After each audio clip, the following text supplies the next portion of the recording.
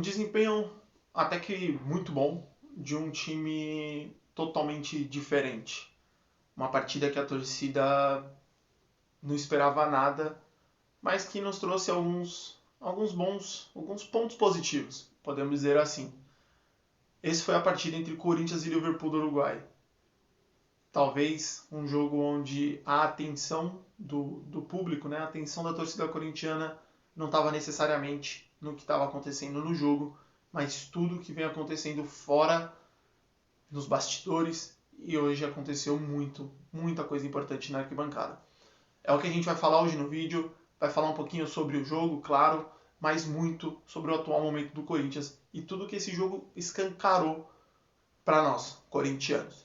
Peço para vocês, claro, se inscreverem no canal do Torcedor Corintiano, deixar o like, o comentário é muito importante para mim e, claro, se inscrever no nosso canal. Peço para vocês virem comigo para a gente falar um pouquinho sobre a partida de hoje.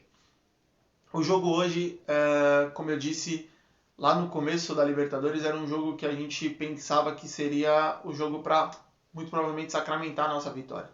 A gente, quando venceu o Liverpool lá no Uruguai, a gente pensou, pô, vencemos um jogo fora, agora é só cumprir os 3 resultados dentro de casa e vamos nos classificar. Não foi bem assim que aconteceu as coisas, né? A gente perdeu os outros 2 jogos dentro de casa e antes mesmo da última rodada já estava eliminado. Então o peso desse jogo ele mudou totalmente. Depois do nosso último jogo contra o Atlético Paranaense, levantou-se a dúvida de se o Corinthians entraria com o time titular. O Vanderlei Luxemburgo disse lá atrás que o Corinthians não tem um elenco para disputar 3 competições. E realmente a gente não tem. A gente é capaz de não ter o elenco para disputar uma competição, quem dirá 3. Então, ficou claro com a nossa formação de hoje, com os jogadores relacionados para o elenco, que querendo ou não, o Vanderlei Luxemburgo tinha colocado a Copa Sul-Americana como uma competição que ele não daria nenhuma prioridade. Afinal de contas, o terceiro colocado do grupo na Libertadores se classifica para uma fase preliminar do mata-mata da Sul-Americana. O time hoje foi muito descaracterizado, repleto de garotos, com 1 ou 2 ali veteranos e alguns jogadores com uma idade média ali que já vêm atuando dentro do grupo principal. O que acontece? O problema maior foi tudo que nos levou até esse jogo de hoje. A partida, eu vou falar daqui a pouco, porque a partida foi boa, mas ela não representa quase nada quando a gente olha um todo. Primeira coisa, um fato que eu não me lembro de ter visto dentro de casa ou nos jogos do Corinthians foi a torcida do Corinthians, as nossas organizadas, né, que querendo ou não é o coração do estádio, é o coração da torcida dentro de casa. Se eles não cantam, você vê que o estádio fica meio perdido. O estádio não consegue entoar um cântico, o estádio não sabe como conduzir a torcida como um todo. E a nossa torcida organizada protestou, todas elas, né, o setor norte todo, durante 35 minutos do primeiro tempo, ficou sentado e sem cantar. Foi a primeira vez que eu vi isso. Concordo com o protesto, mas é aquilo, quando a gente protesta num jogo onde a grande maioria dos jogadores são garotos da base, o protesto eu acho que ele perde um pouco do poder, ele perde um pouco da importância. Porque eu acho sim que o protesto ele tem que haver nesse jogo e para mim ele tem que continuar no próximo jogo. Mas ele tem que atingir os principais, os medalhões, os caras que estão jogando sempre. Tem que atingir aqueles com alto salário, tem que atingir aqueles com muito tempo de casa e que não estão entregando. Quando você faz esses protestos e dentro de campo 90% do time é garoto, é moleque que acabou de subir da base, fica meio fraco, e parece que foi meio isso que a torcida foi percebendo no decorrer do jogo, principalmente com como foi o jogo, como foi a entrega dos caras. Mas a torcida, como eu disse, ficou sentada durante o primeiro tempo inteiro, até os 35 minutos mais ou menos do primeiro tempo, ficou sentada e sem cantar a torcida organizada. Em alguns momentos a câmera mostrava a torcida com nariz de palhaço e com faixas de protesto contra a diretoria pela venda absurda do Pedro, pelo que vem se fazendo com a nossa base e pelo atual momento que a gente está. A torcida protestou e eu concordo com o protesto e volto a repetir, o protesto tem que continuar, ele tem que ser maior. Ele tem que se intensificar. As coisas que estão acontecendo no Corinthians não podem. Estão tratando o Corinthians como um time, eu não digo nem de várzea, cara. Estão tratando o Corinthians como um time que o Corinthians não é, velho. O Corinthians é muito grande, o Corinthians é um dos maiores, o maior do Brasil. O Corinthians é um dos maiores do mundo. Tem que ter uma diretoria, tem que ter um tratamento diferente. O que estão fazendo é ridículo. E aí eu entro no assunto da semana. Foi a venda do Pedro por 9 milhões de euros, por 50% dos direitos, para o Zenit da Rússia. Eu falei uns vídeos atrás que a compra do Yuri Alberto estava muito estranha. A gente não sabe o valor, a gente não sabe os termos, a gente não sabe nada. A única coisa que a gente sabe é que o Corinthians deu praticamente a sua base inteira por um atleta. Já foi Robert Renan, foi Duqueiroz, foi Mantuan, agora vai o Pedro e os caras ainda têm uma porcentagem do Ivan. O Pedro é, dito por muitos, o melhor garoto que subiu da base em muito tempo no Corinthians. E a gente conseguiu vender ele por 9 milhões para o Zenit. O Corinthians fica com 30% da venda. E é capaz que quando o Zenit vender ele para algum outro time maior lá da Europa, porque isso sempre acontece, é capaz que o Corinthians ganhe mais dinheiro nesses 30% que ficou do que com esses 50% que vendeu agora. E é absurdo. O nosso jogador mais prolífero, podemos dizer assim, o nosso maior prospecto, seja vendido por 9 milhões, cara. Aí como é que você vai vender os outros por um valor maior? Se esse é considerado por muitos lá dentro o melhor dentre todos eles. É estranho. O Corinthians se bota numa bola de neve, porque o que acontece? Todo dia surge uma notícia que um jogador horroroso que passou pelo Corinthians está cobrando dívida. E era dívida que no começo, sei lá, eram 100 mil reais, e hoje é 1 milhão, 2, 3. Hoje, eu estava vendo, saiu uma do Michel Macedo, cara. Primeiro, errado quem contratou o Michel Macedo, e segundo, errado quem não pagou o Michel Macedo. Agora tá devendo 1,5 milhão, se eu não estou enganado, para o Michel Macedo. Aí fica vendendo Pedro por esse dinheiro, mandando Robert Renan, mandando Duqueiroz, tudo para pagar jogador ruim que passou aqui, que a gente não teve a competência de pagar o salário dele, pagar os direitos de imagem e pagar tudo. É essa grandiosíssimo grupo Renovação e Transparência que vem fazendo bobagem atrás de bobagem, fazendo merda atrás de merda, e que eu já disse, se continuar no poder, se o próximo que for eleito for do grupo deles, isso vai continuar acontecendo. E aí vai ser o Wesley que vai ser vendido, vai ser o Murilo, vai ser o Caetano, vai ser todos esses caras que estão subindo da base para o time titular, vão ser vendidos por um pão com manteiga e um café, velho. E a gente vai continuar vendo os times adversários vendendo jogadores por muito e muito dinheiro e a gente por nada. A gente vendendo para pagar dívida. Vende e paga dívida. E nunca investe no time, nunca faz o Corinthians melhorar. A gente precisa de uma diretoria que entenda o tamanho do Corinthians. Uma diretoria que faça o Corinthians crescer. E não que fique apagando o incêndio que ela mesma criou.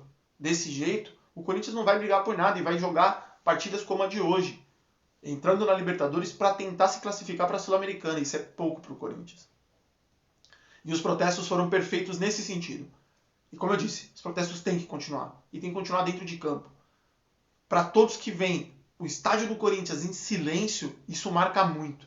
Porque nós somos a maior torcida do Brasil e nós somos a torcida que mais canta, a torcida que mais apoia. Quando nós nos calamos, nós mostramos para todo mundo que as coisas não estão certas. Tem que continuar. Eu adorei o protesto, só que eu acho, como eu disse, que pelo que foi o jogo, por quem estava dentro de campo, ele perdeu um pouquinho de força. Falando um pouquinho do jogo agora. Primeira coisa, só para deixar bem claro, o Liverpool do Uruguai não é parâmetro. Como eu tinha dito do Santos naquele jogo, o Liverpool do Uruguai é muito ruim. Jogasse aqui a nossa Série A, que eu acho que já seria impossível, estaria brigando lá pela última posição. É um time muito, muito inferior. Dito isso, foi um jogo muito bom da garotada.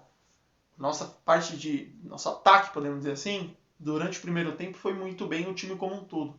Mas ali o Wesley, até o Felipe Augusto, o Matheus Araújo e o Watson fizeram um primeiro tempo muito bom. O Watson foi o melhor do jogo. Ainda peca, ainda tem umas tomadas de decisões erradas, ainda firula muito em algumas bolas, mas foi o melhor do jogo. Nossa defesa foi pouco exigida durante o primeiro tempo, no segundo tempo foi um pouquinho mais. Um primeiro tempo com muito controle, com muito domínio da partida. Um primeiro tempo onde o resultado podia ter sido muito maior. Vencemos o primeiro tempo muito bem, muito tranquilo. Um ótimo jogo, como eu disse, do Wesley, que tem que melhorar um pouquinho a última passada ali, último momento com a bola. Ele demora às vezes para cruzar, ele demora às vezes para chutar. Você vê que quando ele consegue pensar um pouquinho mais rápido, as jogadas saem. Foi como saiu no gol. Ele tentou uma com a direita, tentou outra com a direita, puxou para a esquerda e bateu. No rebote, o Matheus Araújo fez o gol. Foi um time muito bom, um time muito bem postado, mas o que escancarou que o nosso adversário era muito ruim. O problema era deles e mostra também como o Corinthians foi mal nessa Libertadores. As nossas 2 vitórias foi contra esse time ruim, contra os outros adversários. Em 4 jogos a gente empatou 1 e perdeu os outros 3. Mostra a nossa fragilidade como time. Ganhamos de uma equipe fraquíssima. Como eu disse, não tem muito o que comemorar, a não ser o bom desempenho dos garotos, que jogaram bem e querendo ou não mostraram um pouquinho de personalidade. Afinal de contas era um jogo com muita pressão. Quando você não tem a sua torcida, você joga com pressão e as críticas poderiam ser muito grandes se não se classificasse. O que me chamou a atenção foi, com essa garotada entrando, né? Afinal de contas, de experiente tinha o Rafael Ramos, que voltou a jogar depois de muito tempo, Fábio Santos e o Juliano. O restante eram, claro, tinha ali o Fausto, tinha o Murilo e o Caetano, tinha o Carlos Miguel no gol, mas todos aqueles na idade ali de seus 25 para baixo, então os jogadores poderiam sentir a pressão. De um modo geral, todo mundo bem. Minha única crítica é o Juliano, cara. O Juliano é absurdo o que o Juliano não faz nada no Corinthians. Cara. Num jogo onde ele tinha tudo para ser o destaque técnico do time, ele conseguiu ser o destaque negativo do time. Como pode você jogando contra o Liverpool do Uruguai, um time horroroso, você no seu time tendo só garotos do seu lado, você não conseguir ser o destaque, mano. E o pior, você errar passes e mais passes, você não conseguir criar uma jogada.